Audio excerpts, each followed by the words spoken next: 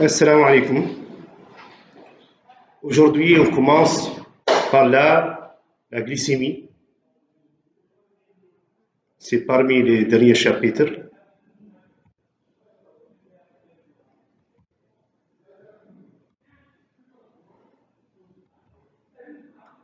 On va voir la définition de la glycémie. La glycémie, c'est quoi? C'est le taux de glucose dans le sang. C'est le taux de glucose dans le sang. La valeur, elle tourne autour de 0,9 g par litre.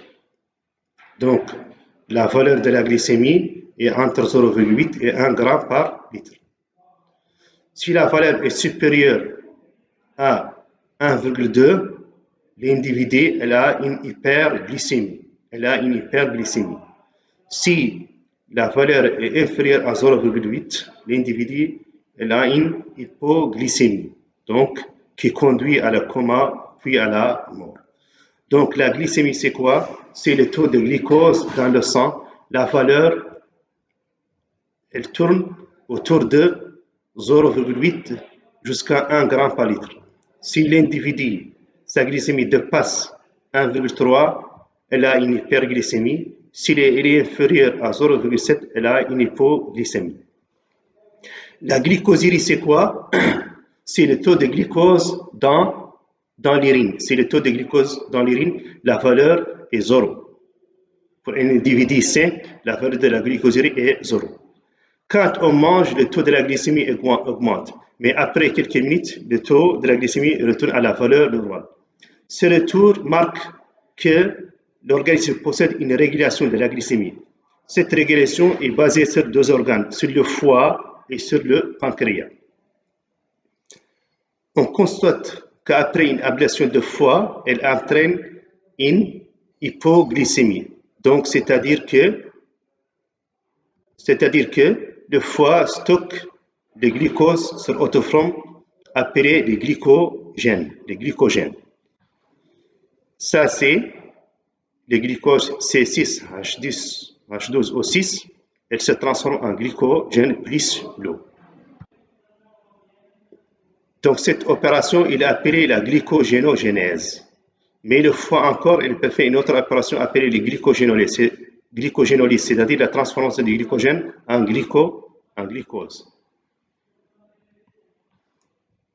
Regardez le schéma ici. Ça, c'est les intestins. Ça, c'est le foie. Ça, c'est les intestins du foie. C'est la veine. Si la glycémie est autour de 2,85 g par litre, si elle traverse le foie, quand elle sort, elle devient vers la valeur de 1. Donc, c'est-à-dire que ici, il est de 0,95 g par litre. Donc, le foie, il a stocké le surplus. Donc, il a fait l'opération qu'on appelle la glycogénogenèse. Dans notre cas, on peut trouver que la glycémie ici est environ de 0,7. Quand elle traverse le foie, elle devient 1. Donc, le foie, elle complète le déficit. Donc, le foie, elle fait deux opérations, la glycogénogenèse et la glycogénolyse. Glycogénogenèse conduit à diminuer le taux de la glycémie et la glycogénolyse conduit à augmenter le taux de la glycémie. Maintenant, le rôle du pancréas. Le pancréas encore, il intervient dans la régulation.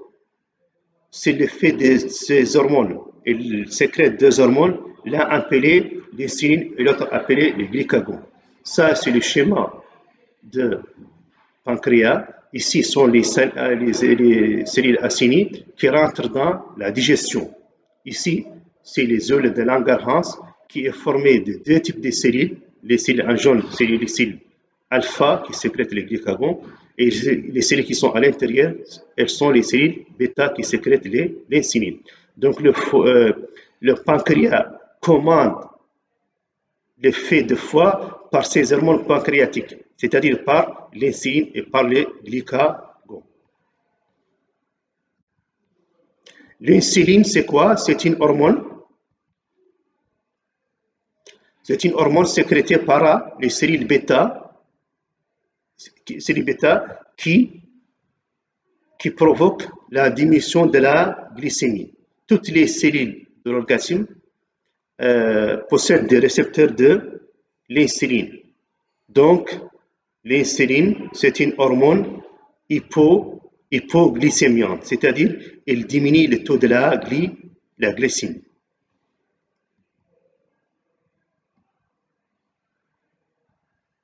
Elle favorise aussi la glycogénogenèse, c'est-à-dire que l'insuline cible le foie et provoque l'opération appelée la glycogénogenèse qui conduit à la diminution de la glycémie. L'autre hormone, c'est appelé le glycagon. C'est une hormone sécrétée par le pancréas, par les cellules alpha. Il cible encore le foie. Il provoque la diminution, l'augmentation de la glycémie. C'est une hormone hyperglycémiante, c'est-à-dire il augmente le taux de la glycémie. Donc, la glycémie est commandée par deux hormones. L'un appelé le glycagon et l'autre appelé l'insuline. Donc, on sait que la glycémie, c'est quoi? C'est le taux de glucose dans le sang. La valeur normale, il est compris entre 0,8 et 1 g par litre. Une hyperglycémie, c'est-à-dire que la glycémie dépasse 1,3. Hypoglycémie, c'est-à-dire qu'il est inférieur à 0,7 g par litre. Le foie, il est commandé par les hormones pancréatiques. Il y a deux hormones, l'un appelé le glycagon et l'autre appelé l'insuline. L'insuline, il cible le foie et il provoque la glycogénogenèse qui conduit à l'augmentation, à la diminution de la glycémie. Et le glycagon, il cible le foie et provoque l'augmentation de la glycémie. Donc, le glycagon et l'insuline sont des hormones antagonistes. Ça veut dire que l'un augmente la glycémie et l'autre provoque la diminution de la glycémie. Regardez, cette opération est appelée la glycogénolyse. Ça, c'est le glycogène, plus l'eau, elle résulte le glucose. Donc, cette opération, elle résulte la diminution de la glycémie. Donc, en général, la glycémie, c'est le taux de glucose dans le sang, la valeur compris entre 0,8 et 1,1 g par litre. Ici, le schéma, qu'est-ce qu'il montre? Il montre une glycosurie. Glycosurie, on a dit que ça, c'est le taux de glucose dans l'urine. Mais regardez ici, elle va, après une ablation de pancréas, il y a chute de glycogène qui est stocké dans le foie. Et ici, il y a l'augmentation de la glycémie. Mais après quelques temps, il y a la glycosurie parce que la glycémie n'apparaît qu'après une glycémie très élevée. Donc, ce tableau montre les effets des glycosuries et de la glycémie et des glycogènes stockés dans le foie après une pancréaectomie. L'essentiel dans cette première partie que on sait c'est quoi la définition de la glycémie, c'est le taux de glucose dans le sang, sa valeur est 1 g par litre. Une hyperglycémie, c'est augmentation de la glycémie. Une hypoglycémie, c'est-à-dire diminution de la glycémie. Le foie, il est contrôlé par les deux hormones pancréatiques, l'insuline et le glycagon. Et à la prochaine fois, Inch'Allah.